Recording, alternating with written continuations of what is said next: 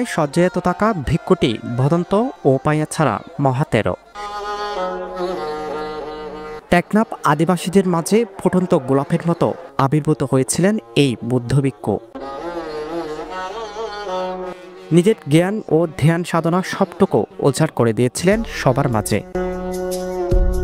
আমাদের তো ধর্মীয় বিষয়ে নানা উপদেশ দিত, আমাদের জাতির জন্য একটা মূল্যবান রত্ন ছিল। আমরা বান থেকে হারিয়ে গভীরভাবে সুখ হতো। পুরো দক্ষিণ অঞ্চলে বৌদ্ধ সমাজের একজন গুরু ছিলেন।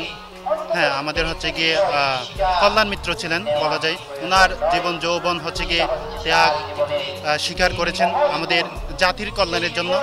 আসলে এটা আমাদের পুরো দক্ষিণাঞ্চলের যারা আমাদের সমস্ত রাখাইন চাকমা তন্ত্রিকা যারা আছে তাদের জন্য একদিকে খুবই দুঃখ বেদনাদায়ক একটা স্মৃতি।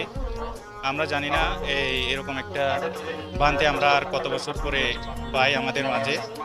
জীবনের শেষ সময়ে টেকনাফ হোয়াইকং প্রত্যন্ত চাকমাপল্লী কাটাখালী অরণ্য বৌদ্ধবিহারে ছিলেন অধ্যক্ষ হিসেবে। জুলাই মাসে মহাপ্রয়াণ ঘটে তার, তাই তো গেল বৃহস্পতিবার ও শুক্রবার দুদিনব্যাপী ঘটা করে আয়োজন করা হয় বান্তের বিদায় বেলা।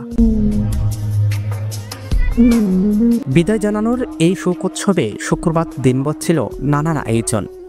পাহাড়ের পাদদেশে জড়ো হওয়া উপাসক উপাসিকাদের পদচারণায় মুখর ছিল শেষকৃত্য অনুষ্ঠান, ছিল ঐতিহ্যের স্মারক আলম্বা, বাস নৃত্য, শোকাঞ্জলি, শোক সঙ্গীত সহ নানান আনুষ্ঠানিকতা। বৌদ্ধ ভিক্ষুর প্রয়াণে এদিন শূন্যতায় বাসিয়াছে সমগ্র বৌদ্ধ সম্প্রদায়কে। জীবিতকালে ছড়ানো ধর্মের আলোর অভিব্যক্তি যেন সবার মুখোমুখি। আমাদের ধর্মের একটা মূল্যবান রত্ন হারিয়েছে না, আমাদের ভালো দর্শনা দিত, এগুলো আর আমরা পাবো না। যখনই আমাদের বিহারে ভান্তে আসতেন সবসময় আমাদেরকে ভালো উপদেশ দিতেন। বদন্ত উপাইয়া সারা মহাতেরো ভান্তে আমাদের কাছে খুবই শ্রদ্ধেয় সম্মানিত একজন ধর্মীয় সাংঘিক ব্যক্তিত্ব। আয়োজক কমিটির মতে এমন প্রাজ্ঞ বৌদ্ধ ভিক্ষুর বিদায় বেলার আয়োজনটি ছিল তার প্রতি যথাযোগ্য সম্মান ও শ্রদ্ধার। যে আমরা বসবাস করে যে ডিসেম্বর 19-20-2-3 ব্যাপী আমরা জাতীয় অন্তর্ক্রিয়া অনুষ্ঠানে পূজনীয় ভিক্ষু সংঘ সহ এবং দূর দূরান্ত থেকে অনেক দায়িকা উপস্থিতবৃন্দ হয়েছেন, পুণ্যার্থী হয়েছেন। সারা জীবন উনি ছিলেন ব্রহ্মচর্য মানুষ। সারা জীবন শাসন সদ্ধর্মের কল্যাণের জন্য অনেক কাজকর্ম সম্পাদন করেছেন। বিশেষ করে মানব কল্যাণের জন্য উনি সেভাবে কাজকর্ম করেছেন। তো আজকে উনার মৃত্যুর পরে গত 5-6 মাস আগে উনি মৃত্যুবরণ করেছেন। ওনাকে কেন্দ্র করে আজকে অন্ত্যেষ্টিক্রিয়া সম্পন্ন করা হয়েছে।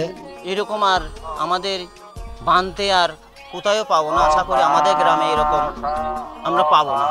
কাটাখালী অরণ্য বিহারের জন্য যতটুকু হেল্প করছে, মানুষের কাছে শ্রদ্ধাদান নিয়ে আসছে, কিন্তু এরকম বানতে আমার